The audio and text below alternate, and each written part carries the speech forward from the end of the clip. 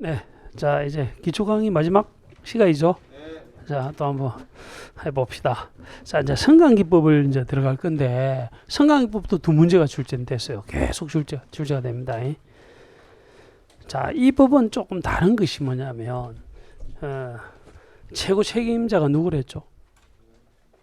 최고 행정안전부 장관이 되는 겁니다. 행정안전부 장관이 이 법과 관련돼서 하는 일이 있겠죠. 자, 요걸 한번 최종 종합 정리를 좀 하도록 합니다. 행안부 장관이 무슨 일을 할까요? 안전점검을 한다. 성관계법에 안전점검이 있었나? 없습니다. 안전점검 이런 거 없습니다. 자, 그래서 종합적으로 이제 하게 되는데, 자, 우리 교재를 봐야 되겠네요. 우리 교재를 보시게 되면 우선은 90페이지를 보시도록 합니다. 자, 90페이지를 보게 되면 거기에 혹시 4번 양갈로 있습니까? 자, 체계를 좀 잡습니다. 우리가 성관기법상에서도 사업자가 3사람이 있어. 성관기 사업자를 일단 별표함 해두시고요. 3사람이 있습니다. 자, 3사람이 있게 되는데, 첫째, 성관기 1번 동그라미가 따옴표가 제조 수입업자라는 성관기 사업자가 있어요. 제조 수입업자가 있습니다. 이 사람이 뭘 해요? 성관기를 제조하고 경우에 따라 성관기를 수입하는 사람을 말해요. 이걸 제조 수입업자라고 합니다. 그 다음에 2번 동그라미를 보게 되면 이번엔 또 따옴표에 유지관리업자라고 되어 있죠.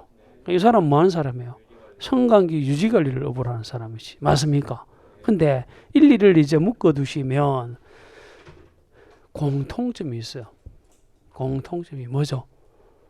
등록이야, 등록. 그래서 성관기법에 따라 등록을 해야 됩니다.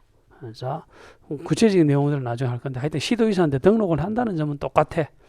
제조 수입업자하고 유지관리업자는 둘 다 뭐다? 성관기법에 따라 등록을 해야 되는데, 자, 이번에 또 한 사람이 나타나요. 성관기 사업자 중에 또 한 사람은 법 조문이 조금 다르게 규정을 하고 있는데 건설산업기본법이 갑자기 나오네요. 건설산업기본법에 따라 이 사람은 건설업 등록을 한 사람이야. 예? 성관기법에 따라 등록한 사람이 아니고 건설산업기본법에 따라 건설업 등록을 한 사람이야. 특이합니다. 한데 구태여 성관기법에 들어온 이유는 뭐에 종사를 하느냐 하면 뭐에 종사를 하죠? 성관기 설치공사업을 하는 사람이야. 그래서 이 사람을 특별히 뭐라 한다? 설치공사업자라고 하는 것이고, 자, 이걸 반드시 알아두셔야 성관기법이 이해가 돼요. 성관기 사업자는 3사람이 있다. 그 다음에 밑에 보면 관리주체도 있습니까? 그럼 이 법도 똑같아. 관리주체는 오른쪽 페이지 첫째 줄에 보면 소유자를 말해. 관리주체는 누구를 말한다? 소유자를 말하는데 각각 역할이 있어요. 의무가 이제 있게 되는데 종합적으로 한번 해보기 위해서인데 여기서 가장 많이 나왔던 파트가 자체 점검이 되는 겁니다. 이거 올해도 나왔던 것 같아. 자체 점검이 되는데 요거 누가 하죠? 그렇지, 관리주체가 하는 거야. 이게 여러분들 성관기법 딱 놓으면 자체 점검은 누가 한다? 관리주체가 하는 거야. 관리주체는 아까 소유자를 포함한다 했죠. 요 사람이 한다. 요 사람이 한다. 이랬듯이. 관리주체가 자체 점검한다. 우리 교재는 어디 있습니까? 이게 91페이지 있잖아요. 자, 91페이지를 보게 되면 1번 양갈로 중요합니다. 자체 점검. 자체 점검 누가 한다? 관리주체가 합니다. 관리주체가 하긴 하는데 언제 합니까? 월 1회 이상 줄 걷고요. 월 1회 이상 한다. 그리고 어디에다가 입력합니까? 성관기 안전종합정보망이라는 곳에다가 자체 점검 결과를 입력을 하는데 이것도 뭐 주관식도 나오고 엄청 많이 나왔죠. 며칠 이내 하죠? 며칠 이내 성관기 안전종합정보망에 입력합니까? 5일이다. 그래서 밑에 박스 안에 2번 동그라미는 별표 한 5개도 됩니다. 이거 정말 중요한 파트가 자, 바로 박스 안에 2번입니다. 시행령인데 시행령 29조가 아주 중요합니다. 실제로 제가 말씀을 드렸지만 관리주체 하는 건 아니야. 사실은 법에서는 관리주체가 직접 자체 점검을 하는 것처럼 언급은 하고 있지만 시행령 29조를 보게 되면 2번의 주어가 달라요. 뭐 하는 사람은 자체 점검을 담당하는 사람이 따로 있어. 자격자가 따로 있어요. 이 사람이 해야 돼. 자체 점검을 담당하는 사람이 자체 점검을 했겠죠. 하게 되면 이 뜻입니다. 마치게 되면 지체 없이 자체 점검의 결과를 동그라미 3개. 자, 주관식 문제 나옵니다. 뭐로.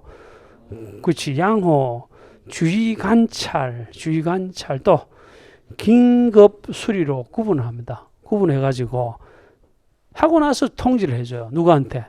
관리주한테 통보를 해주면 관리주체가 며칠이네? 5일이네. 어디다가? 성강기 안전종합정보망에 입력하는 것입니다. 이걸 알아두셔야 됩니다. 자, 자체 점검은 누가 한다? 관리주체가 한다. 며칠이내 한다? 하고 나서 며칠이내? 5일 내 어디다가? 성강기 안전종합정보망에 입력하는 방식으로 한다. 꼭 알아두시기 바랍니다. 자, 그 다음에 제가 질문을 할 겁니다. 이 두 개의 차이점이 뭘 것 같아요? 성강기법을 보시다 보면 성강기법을 보시다 보면 소리가 나가지고요.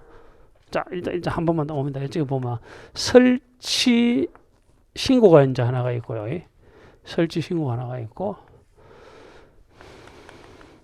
설치 검사라는 것이 하나가 있는데 차이점이 뭐죠?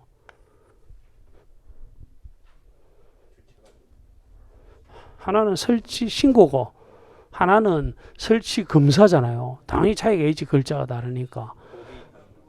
법이 다르다. 그렇게 보시기보다는 설치 신고는 누가 하느냐 이게 중요합니다. 그게 이제 우리 교재. 설치 신고는 누가 하죠?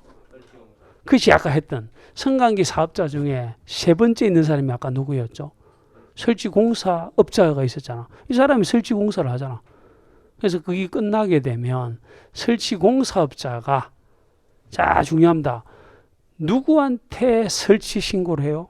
우리 시도의사가 되는 거야. 옛날에 이게 행안부 장관이었거든. 이게 중요한 겁니다. 그래서 보면 설치 신고라는 이름으로 따옴표 엄비가 있네요. 누가 설치 신고를 해야 된다? 설치 공사업자가 하죠. 성강기 설치를 끝내게 되면 누구한테 그 사실을 신고해야 된다? 시도의사한테 한다. 이게 중요한. 그게 시도의사는 곳곳에서 막 나오는 겁니다. 시도의사한테 설치 신고를 합니다. 맞죠? 설치 신고를 몇 번 한다? 2번 한다고요? 한 번밖에 안 합니다. 설치는 한 번 하잖아요. 이상한 질문을 했던 겁니다. 설치 신고를 한번 딱 했죠. 하게 되면 이제 지금부터는 이제 설치 검사 단계로 넘어가는 거야. 네? 그럼 설치 검사는 누가 받아야 합니까? 누가 받아야 합니까? 자, 칠판 찍고 오지 마시고. 자, 이게 이제 중요한 거야, 진짜. 자, 방금 했지만 설치 신고는 누구한테 한다? 설치 공사를 한 설치 공사업자라는 요 사람이 설치를 끝내고 나서 누구한테 한다? 시도의사한테 한다고요. 시도의사한테 하는 거예요. 설치 신고 자체를. 그런데 설치 검사는 누가 받아야 되느냐가 중요한 거야. 누가 받아야 돼요? 그렇지. 자기가 제조했기 때문에 받고 또 수입을 했기 때문에 받기 때문에 받는 것이지. 맞습니까? 그럼 설치 검사는 누가 해요? 여기 이제 행안부 장관이 나오는 거야. 행안부 장관은 제가 지금부터 말씀드립니다. 성강기법상에 모든 검사는 누가 한다? 행안부 장관이 합니다. 그래서 행정안전부 장관이 무슨 검사를 한다? 설치 검사를 하는 겁니다. 설치 검사를 하게 되는데 누가 검사를 받아야 한다? 제조 수입업자가 받아야 한다. 이 정도는 외워두셔야 돼요. 구체적인 내용들은 나중에 할 겁니다. 다시 설치 검사 이런 말이 나오면 검사는 항상 누가 해야 된다? 누가 의무자다? 누가 실시를 해야 되느냐고요. 행안부 장관이 합니다. 모든 검사는 누가 한다? 행안부 장관이 한다. 그래서 거기 보면 1. 누가 받아야 된다? 제조 수입업자가. 제조 수입업자는 설치를 끝낸 성강기에 대해서는 행정안전부 장관이 실시하는 설치 검사를 받아야 하죠. 해야 하는지 받아야 하는지를 다 알아두셔야 됩니다. 설치 검사는 누가 해야 된다? 그렇습니다. 야, 이게 또 출제가 됐네. 우리 기초서에 있는 게 또 출제가 됐는데. 에듀윌 유료 회원만의 명품 교수 서비스.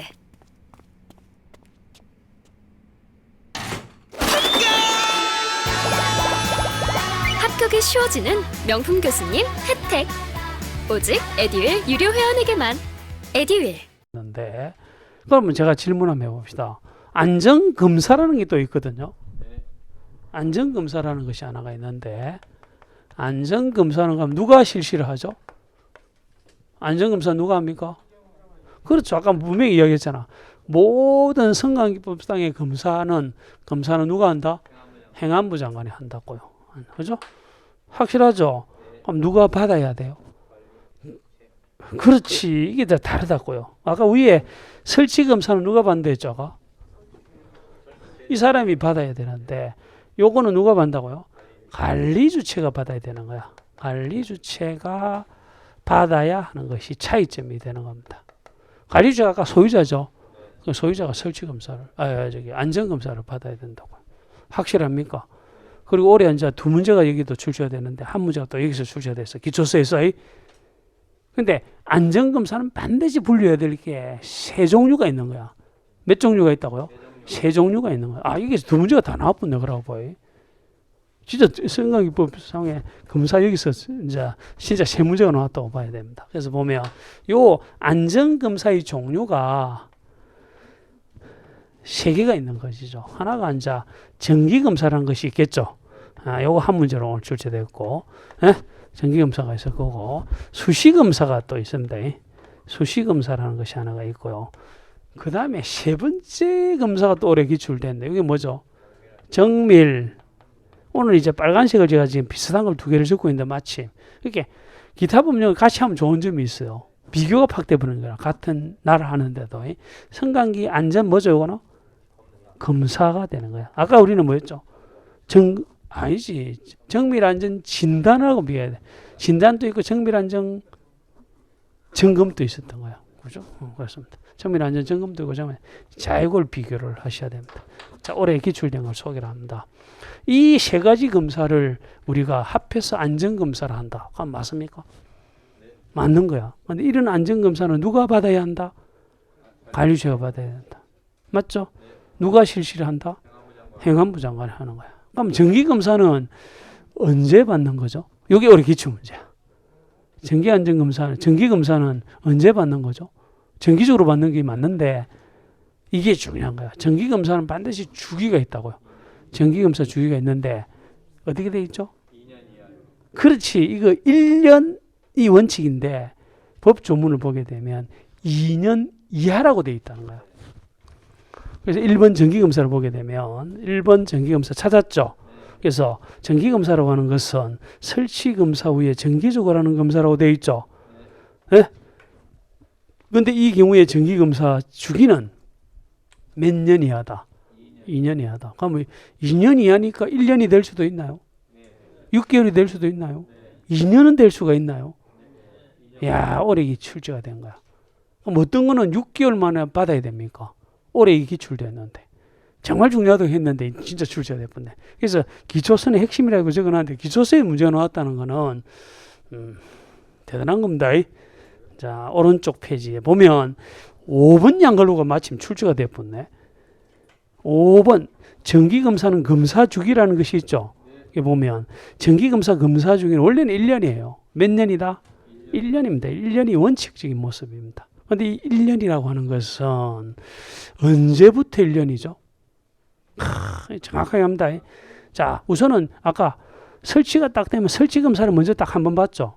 설치검사 한 번입니다. 딱 받으면 그때부터 그 다음은 1년이야. 맞죠? 그러면 이제 그때부터 이제 정기검사가 들어갔죠. 정기검사 받고 또 몇 년이죠? 1년. 그래서 보면 여기서 1년이라고 하는 것은 가로 속에 무슨 검사 받은 날부터 매 1년이다. 그렇지. 설치검사 받고 1년. 또 직전 정기검사 받고 1년.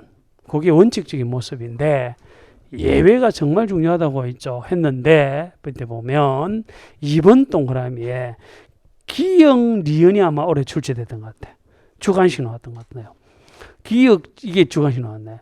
설치검사 받고 무려 몇 년이나 지나버렸다. 25가 주관식 나왔습니다. 25년이나 지났으니 엄청 세월이 지났죠. 그러니까 요거는 검사 주기를 좀 빨리 해야 됩니까? 일반적인 것보다 늦게 해야 됩니까? 그게 6개월이야. 보통은 1년인데 이해되십니까? 자, 그리고 또 사실 또 어떻게 보면 니은도 출제된 꼴이야.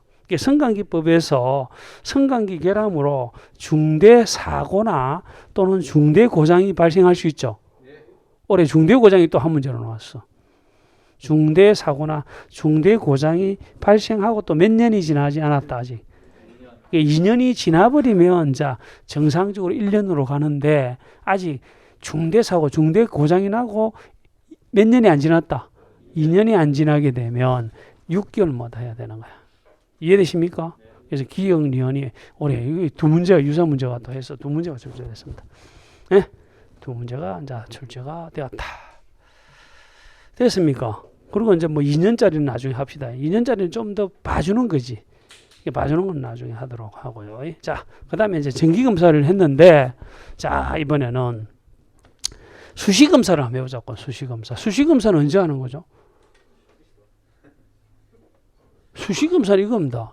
뭐를 바꿨을 때, 뭐를 변경했다든지 교체를 하면 무슨 검사 대상이다? 수시검사 대상이 되는 거야. 그래서 보면 세 종류가 있는데, A, 성관기 종류나 이런 것들을 변경이 키워드야. 뭐를 바꾸었습니다. 전격 속도 같은 걸 바꿨다든지 하여튼 변경을 하게 되면 무슨 검사 대상이다? 수시검사의 대상이 될 뿐만 아니라 제어방 같은 것을 교체를 해도 뭐가 된다? 교체, 수시검사 대상이 되지. 뭐를 바꾸었다고요. 자고로 되고. 자, 어떻게 보면 C도 출제된 꼴이에요. 성관기에 뭐가 발생했다? 사고가 발생해서 수리를 했겠죠. 수리가 잘 됐는지 이런 것을 파악하기 위해서 하는 검사도 사실은 수시검사인데 다만 사고 중에서도 가로 속에 아래 디귿의 B 경우는 빼고 이렇게 돼 있죠. 디귿이 뭐예요? 정밀 안전 검사잖아요. 그거를 받아야 되는 B의 경우를 보게 되면 무슨 사고, 무슨 고장? 그렇지. 중대한 사고나 중대한 고장이 났다 이런 뜻이지. 맞습니까? 그럼 보통의 사고 같은 경우는 수시검사 대상이 되지만은 중대 사고나 중대 고장이 났다. 이런 경우에는 무슨 검사 대상이 된다고요? 이것도 출제된 꼴이지 뭐. 그죠? 그래 되는 것이지. 자, 이런 점들을 알아두시기 바라고요. 그리고 이제 디귿은 정말 많이 나왔던 건데 정밀 안전검사 대상에는 방금 했던 것처럼 B가 무슨 사고 무슨 고장 중대 사고나 중대 고장이 났다든지 또는 출제가 한 4번인가 나왔던 것이 바로 설치검사 받고 몇 년? 15. 그래서 제가 올해도 수업을 할 때 이 15년과 정기검사 주기 25년 있죠. 비교를 꼭 하시라 했거든. 그런 뜻입니다. 그래서 15년이 지나면 무슨 검사 대상이 된다? 정밀안전검사가 될 뿐만 아니라 이런 경우에는 15년이 딱 지나면 그때 한번 딱 받고 끝이 아니고 몇 년마다 계속 또 받아야 된다. 요것도 두 번인가 나왔습니다. 그래서 다시 올라갑니다. 정밀안전검사 디귿에 보면 그 줄 끝에 보면 이 경우 특히 아래 C에 해당될 때는 이렇게 돼 있죠. C에 해당될 때는 뭘 받고 정밀 안전검사를 받고 그 후 몇 년마다 3년마다 정기적으로 또 정밀한 검사를 또 받아야 되죠. 특히 노후화됐던 거 몇 년이 지나면 10년 이런 식으로 해서 우리가 또 성관기법을 정리를 하셔야 돼. 이게 제가 볼 때 키워드입니다. 자, 요 4가지. 자, 이런 걸 알아두셔야 됩니다. 설치신고, 설치검사, 안전검사, 자체점검 이런 것들이 역시 뭐 자꾸 출제가 되고 있는 파트가 되죠. 자, 되고 이제 마지막. 자, 이번에 이제 집합건물로 들어갑니다. 우리가 이제 오늘 첫째 시간부터 얘기했지만 집합건물은 아주 중요한데도 계속해서 한 문제밖에 안 나옵니다. 올해 진짜 두 문제가 나온다고 생각을 했었는데 한 문제밖에 안 나왔습니다. 근데 너무 진행적이 나왔어. 조금 기분이 좋더만요. 너무 쉽게 나와가지고 기분이 좋았습니다. 우리는 이미 조금 했어. 제가 공동택 관리법을 할 때도 아주 많이 말씀드린 게 바로 집합건물법이 되는데, 집합건물법을 다시 한번 봅니다. 자, 칠판 보시기 바랍니다. 공동주택관리법이라는 법이 하나가 있는데, 이 법하고 공동주택관리법 이 법하고, 자, 우리가 지금 이제 비우시게 될 집합건물법이 이렇게 있을 때, 어느 게 특별법이랬죠? 이게 특별법이 되는 거야. 그래서 집합건물에는 공동주택이라는 당연한 집합건물도 있지만 공동주택이 아닌 집합건물이 있죠. 그것을 모두 규정하고 있는 모든 집합건물에 대한 법이지요. 그런데 그 중에서도 공동주택은 집합건물이긴 하지만 특별히 공동주택이란 어떤 집합건물에 관한 관리에 관한 법이고 확실하죠. 그럼 여기 법에서 보면 의무관리라는 것이 있었습니까? 그럼 의무관리가 되면 반드시 있어야 될 게 뭐랬죠? 첫째, 관리규약이 있을 것. 맞습니까? 관리규약이 있을 것. 이게 첫째고요. 자, 두 번째는 반드시 뭐가 있을 것?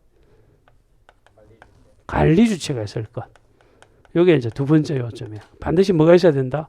관리주체가 있을 것. 했죠? 또 반드시 업무관리 대상일 때는 뭐가 있어야 된다? 입대의가 있어야 된다. 요거 기억나셔야 됩니다. 입대의가 있어야 된다. 근데 그걸 거꾸로 해석을 해버리면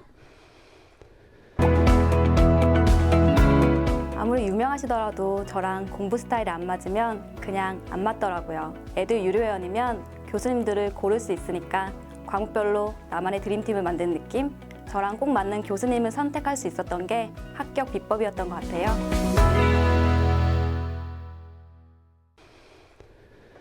집합건물에 속하는 공동주택이 의무관리가 아니다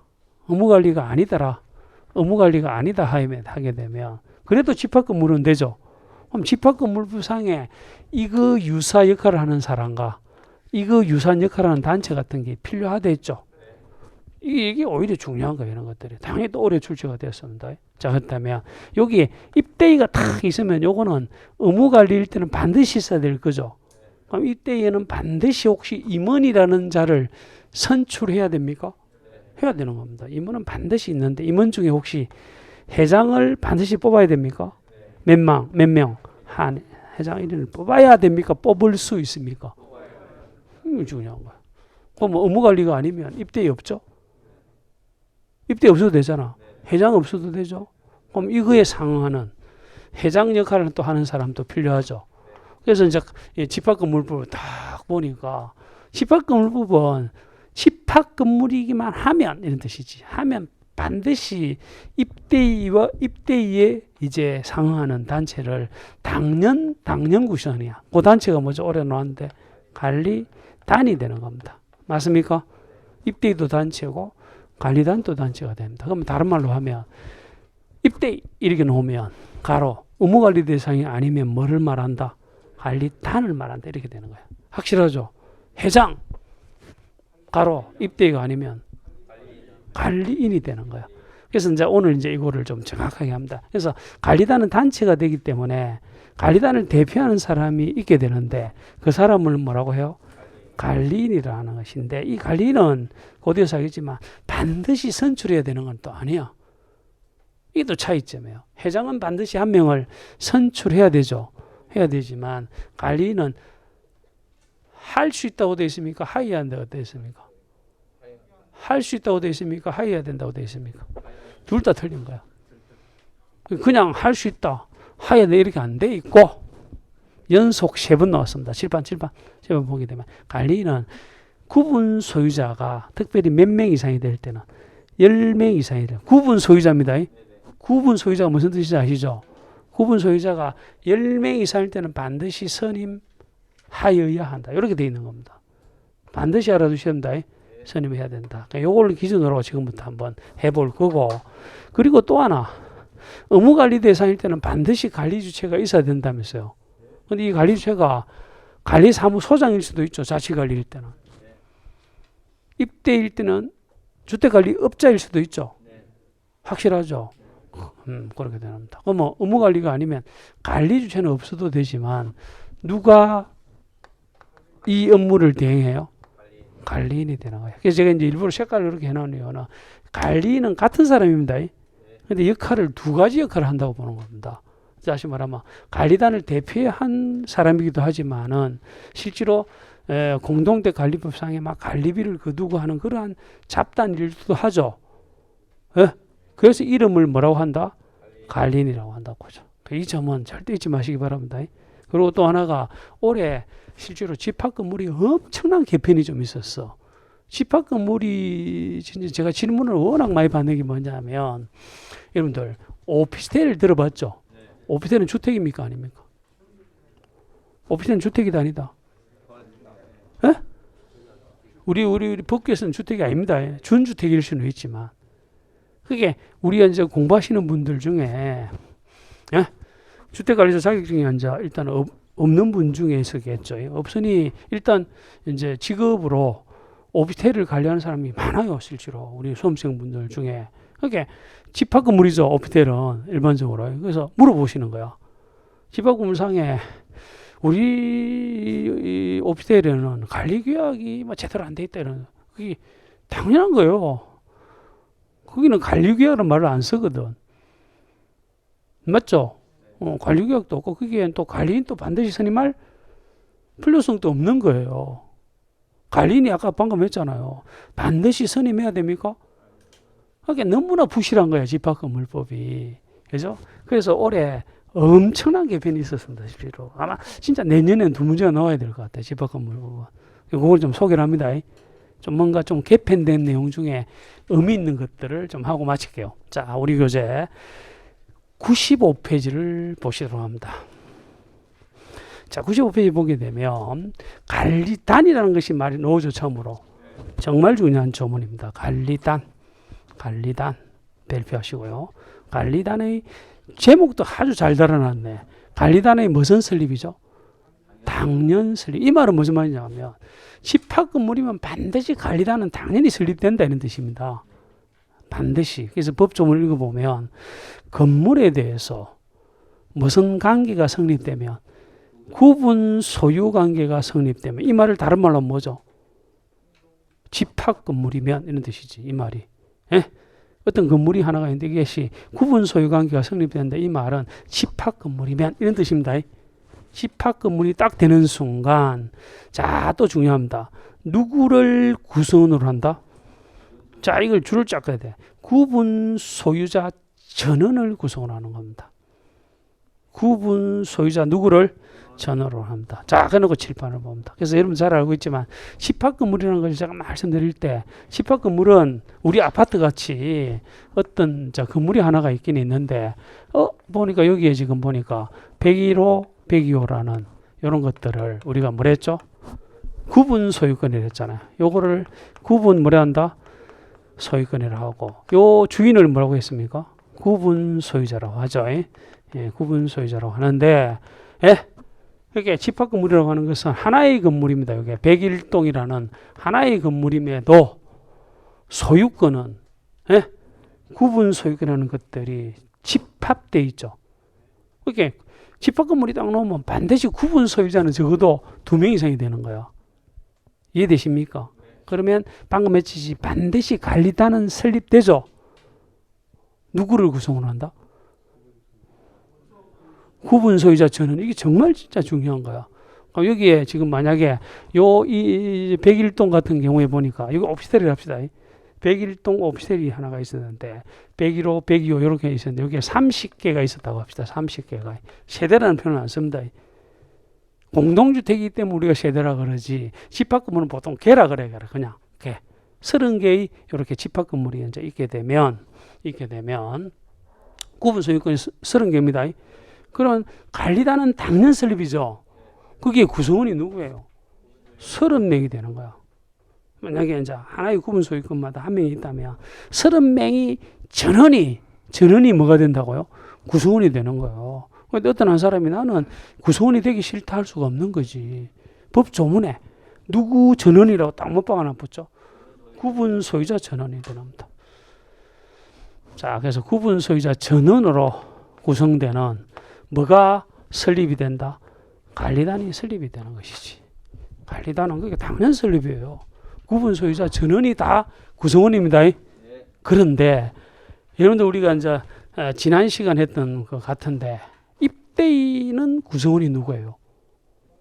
그렇지, 이게 다르다는 뜻이지. 동대표자는 구분 소유자 전원이 아니죠. 구분 소유자 중에서 특별한 절차를 거쳐서 뽑힌 사람만 동대표자가 되잖아. 여기부터 다르다고요. 그래서 여기에 구성원은 누구예요? 여기 구성원은 누구죠? 입대의 구성원은 동별 대표자가 되는 거야. 요거는 동별 대표자가 구성원이다. 요게 요 사람이 뭐라고요? 구성원이 되는 겁니다. 여기 이제 구성원이 되는데 집합금물법에서 관리단이라는 것이 있는데 여기에 구성원은 누구라고요? 구분 소유자는 이게 정말 중요하다. 정말 중요하다. 됐습니까? 자, 그렇게 돼 있고 그다음 3번 양갈로 들어갑니다. 3번 양갈로 보게 되면 구분 소유자가 1번에 몇 인 이상일 때는 10인 이상일 때만 10인 이상일 때는 관리단을 대표하고 대표죠. 네? 관리단을 대표하는 역할도 하지만 관리단 사무도 집행을 해. 사무도 집행할 누구를 선임해야 합니까? 그렇지. 항상 선임해야 되는 건 아니죠. 선임할 수 있는 것도 아니고 몇 명 이상일 때만 10명 이상 선임해야 되는데 이번 또 엄청나게 많이 나왔습니다. 그런데 이 관리인이라는 사람은 선임을 할 때 반드시 구분 소유자여야 합니까? 그럴 필요는 없는 거야. 법조문에서. 아무나 되는 겁니다. 관리만 잘하면 돼. 구분 소유자일 필요가 없다. 구분 소유자일 필요가 없고 또 임기를 어떻게 합니까? 2년 범위에서 뭐로 정한다? 그래서 제가 이제 이야기했지만 자, 또 봅니다. 공동주택관리법상의 의무 관리일 때는 뭐가 있어야 된다? 관리규약이 있어야 되는데 그 말을 다른 말로 하면 의무 관리가 아니면 이건 없어도 되죠. 없는 대신에 집합건물법상 있어야 되는 게 뭐라고요? 요 규약이라는 거예요. 집합건물법에서 관리규약이라는 말을 안 씁니다. 뭐라 한다? 규약. 규약으로 정한다. 몇 년 범위에서 임기를? 2년 범위에서 규약으로 정한다. 확실하죠?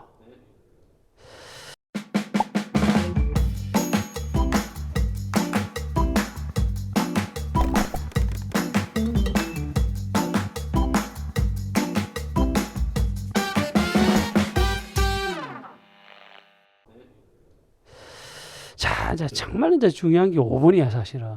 5번이 올해 안 출제됐으면, 자, 좀 뭔가 서운할 뻔 했는데, 내년에 출제되면 좋은 문제가 됩니다. 그래서, 자, 또 저를 잠시만 봅니다. 그래서, 과거에는 이 조문이 신설되기 전에는, 이 관리인이 아까 선임이 해야 되는 경우가 있댔죠, 아까.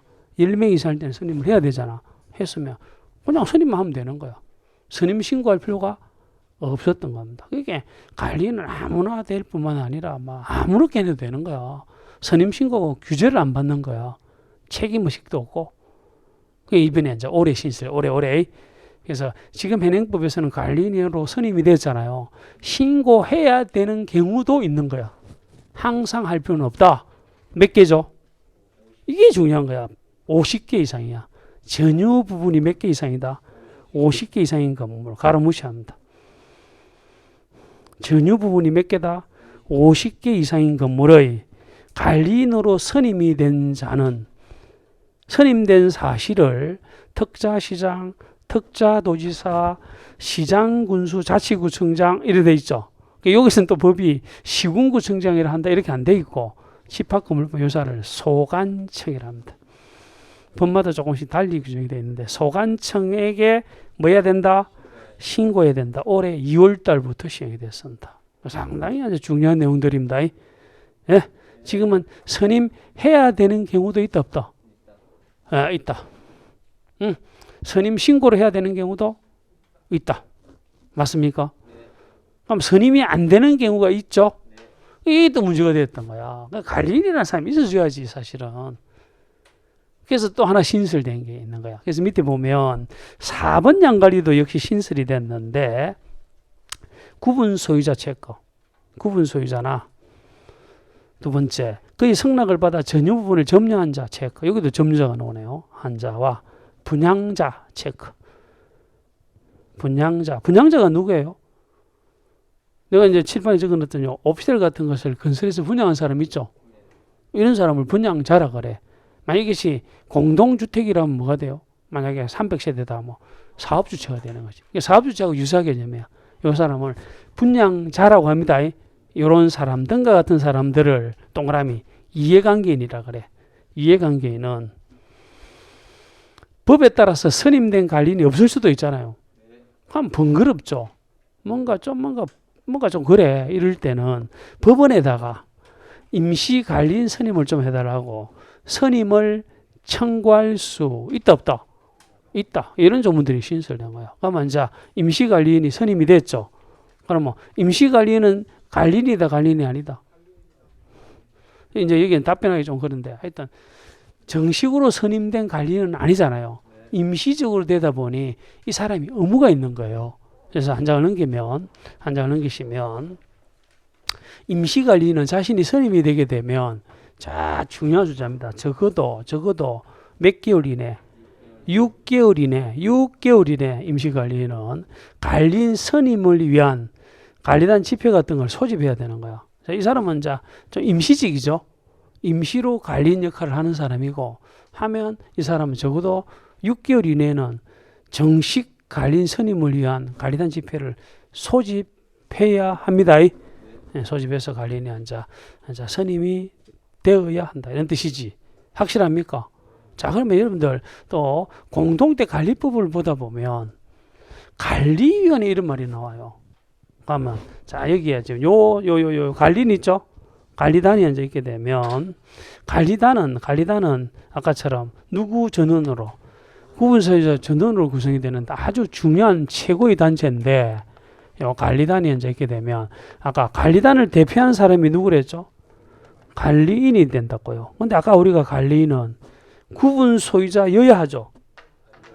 아니도 되잖아. 물론 뭐 다 역할 열심히 좀 하겠지만 구분 소유자일 필요가 없죠. 관리를 제대로 안 할 위험성도 사실 있는 거잖아. 오늘도 기술 문제입니다. 이럴 때 요 사람의 사무집행을 감독할 단체를 구성하여야 하는 건 아니지만 구성할 수 있다는 겁니다. 관리단 밑에다가 뭐를 구성할 수 있다고요. 요 단체가 뭐죠? 구성할 수 있다. 요게 관리위원회가 되는 겁니다. 요게 바로 무슨 위원회다? 관리위원회를 둘 수 있다고. 관리위원회를 두어야 하는 것이 아니라 뭐라고요? 둘 수 있다고. 둘 수 있다. 관리위원회를 둘 수가 앉아 있게 된다. 이런 뜻이지. 맞습니까? 그러면 다시 관리위원회는 누구의 사무집행을 관리인의 사무집행을 감독하는 사람이라면 감독하는 위원회라면 관리위원회 위원만큼은 누구 중에서 구분 소유자 중에서 해야 되겠지. 아까 관리인은 구분 소유자일 필요가 없다면서요. 없을지 모르지만 관리인의 사무집행을 감독할 기구를 두었다면 그 대표 그 위원들은 반드시 구분 소유자여야 합니다. 자, 그래서 우리 교재 보면 5번 양갈로 1번 중요하고 2번 중요합니다. 1번이 보면 관리단에는 이렇게 돼 있죠. 관리단에는 규약으로 정한 바에 따라 뭐를 둘 수 있다. 관리를 둘 수가 있고 그럼 뒀다면 관리위원회는 이 법이나 또는 규약으로 정한 누구의 뭐를 감독한다. 관리인의 사무집행을 감독을 하게 되는데 3번을 보게 되면 관리위원회 위원 있죠? 위원은 누구 중에서? 구분소유자 중에서 중에서 관리단 집회 결의에 의해서 선출하는 것이 원칙적인 모습이 됩니다. 자, 이렇게 해서 이게 요거까지 해서 이제 마치면 되는데 조금만 더 합시다. 조금만 더 하는 것이 뭐냐면 조금만 어려운 파트를 지금 할 건데 미리 참 안 했네. 우리가 이제 공동체 관리법에서 하자 심사 배웠죠.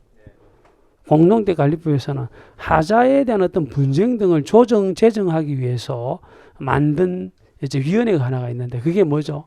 하자 심사 분쟁 조정위원회 된다. 그럼 하자 심사 분쟁 조정위원회 되는데 우리 공동체는 집합 건물이죠. 근데 한 3년 전에 집합 건물의 하자가 발생할 수도 있잖아요. 그거에 대해서 분쟁의 조정을 해주는 위원회가 예? 신설이 된 거야. 그래서 오른쪽 페이지 집합건물 분쟁 조정회를 한번 보도록 합니다. 보면 이 법 이래 돼 있잖아. 97페이지입니다. 자, 이제 마지막 페이지입니다. 거의 보면 집합건물 분쟁 조정의 설치와 관련돼서는 이 법이 무슨 법이죠? 집합건물법을 적용받는 건물과 관련된 분쟁을 뭐 하기 위해서 심의 조정을 하기 위해서 자 특이하다. 어디다가 집합건물 분쟁 조정을 둔다. 시도지. 그래서 여기도 시도를 분류해놓고 특별시, 강력시, 특자시도, 특자도라고 되어 있죠. 여기다 두는데 그러면 이 집합건물 분쟁 조정에서는 어떤 사항들을 심의 조정을 하느냐 하면 가장 중요한 것이 1번이라고. 1번이 보게 되면 이 법을 적용받는 건물, 즉 집합건물이죠. 집합건물 하자 분쟁을 여기서 다룬다고요. 가장 처음으로. 맞습니까? 그럼 뭐 공동주택도 집합건물이죠.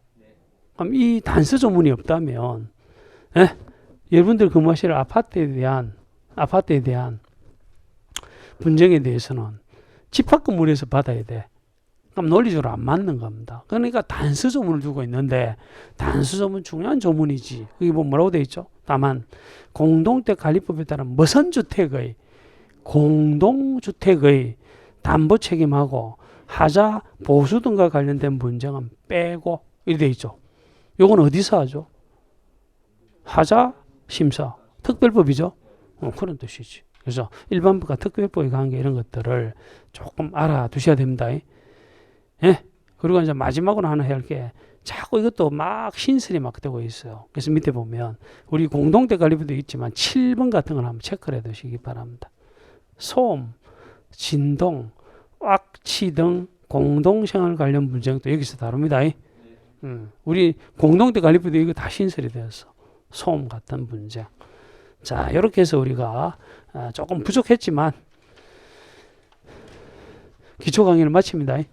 마치고 이제 다음 주부터 이제 진짜 본격적으로 9주 동안에 기본서 갖고 합시다. 근데 기본서는 아직은 나오지는 않았는데 지금 예정은 27일 날 나오는 것도 있거든요. 아마 다음 주는 아마 우리 학원 같은 경우는 아마 뭐 복사를 해서 하면 돼요. 예?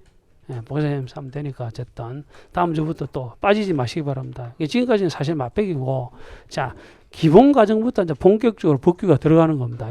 근데 이게 이제 법규가 들어가는데 혹시 이제 뭐 다 기초 과정 들으시겠지만 혹시 안 들으신 분이 있다면 기본 과정 들어가기 전에 그 파트를 미리 좀 듣고 오시는 게 좋습니다. 기본을 잡아놓고 공부가 들어가는 게 훨씬 낫겠죠. 자, 지금 촬영을 하고 있는데 하여튼 기초서를 안 들은 분들은 안 들은 분은 기본 과정을 바로 들어가기보다는 좀 뭔가 복습 늦게라도 예습이죠. 이런 걸 좀 하고 오시면 좋겠습니다. 됐죠?